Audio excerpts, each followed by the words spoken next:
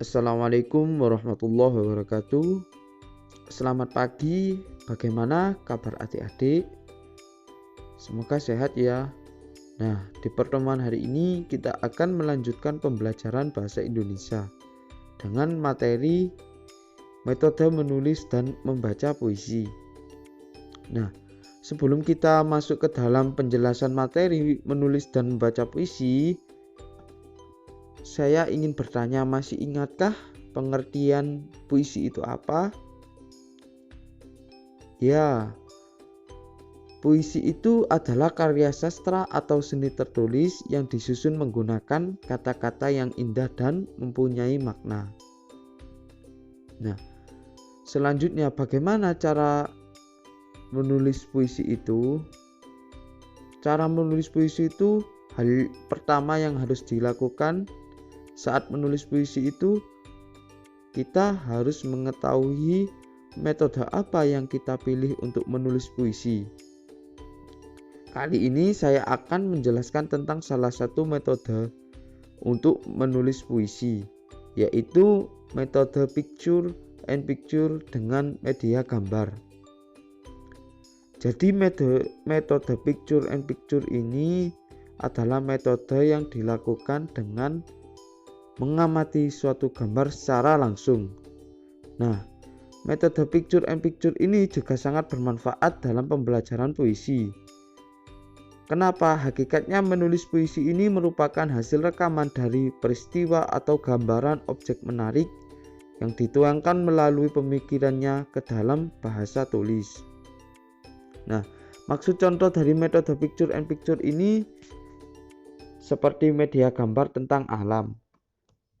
Nanti akan memunculkan ide-ide tentang gambar tersebut seperti apa yang berkaitan dengan alam.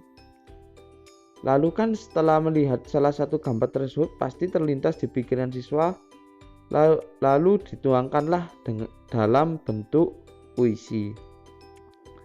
Selanjutnya, setelah kita mengetahui metode untuk menulis puisi, kita harus mengetahui hal-hal apa yang harus diperhatikan dalam menulis puisi itu.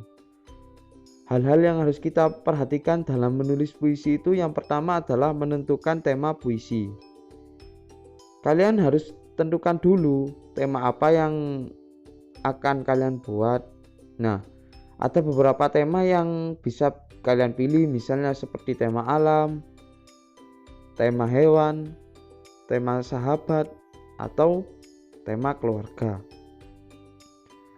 Yang kedua yaitu menuliskan kata-kata indah sesuai dengan tema yang sudah kalian pilih. Dan yang terakhir, yang ketiga yaitu menyusun kata-kata indah tersebut ke dalam beberapa baris dan akan menjadi satu bait atau dua bait lainnya. Nah, selanjutnya, hal-hal apa yang harus diperhatikan pada membaca puisi itu? Hal-hal yang harus diperhatikan pada saat membaca puisi ini yaitu yang pertama, artikulasi. Apa sih arti artikulasi itu? Artikulasi itu adalah cara pengucapan suatu kata atau kalimat dan digunakan dengan jelas oleh mulut. Jadi artinya artikulasi ini, suara kita dalam baca suatu puisi itu harus jelas. Nah, yang kedua yaitu intonasi. Apa itu artinya intonasi? Intonasi itu adalah ketepatan nada saat membaca puisi. Dan yang terakhir yaitu ekspresi. Apa itu artinya ekspresi? Ekspresi itu merupakan raut wajah saat membaca puisi. Nah, ini harus diperhatikan ya adik-adik. Dan di akhir penjelasan kita akan menonton bersama-sama bagaimana sih membaca puisi itu yang benar. Baik, materi kita hari ini sampai di sini dulu ya. Sampai jumpa di pertemuan selanjutnya. Akhiron, wassalamualaikum warahmatullahi wabarakatuh. Guruku. Saya mempunyai seorang guru anakku. Suaranya menggelegar. Sebenarnya wajahnya tidak sangar.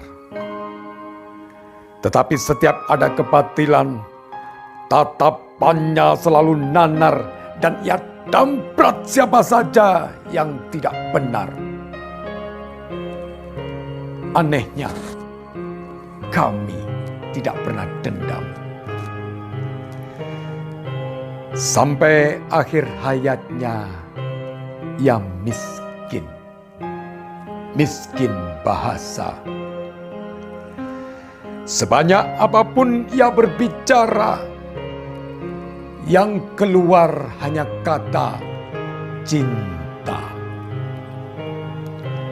Pun setiap kali menyebut namanya, yang keluar adalah huruf yang sama.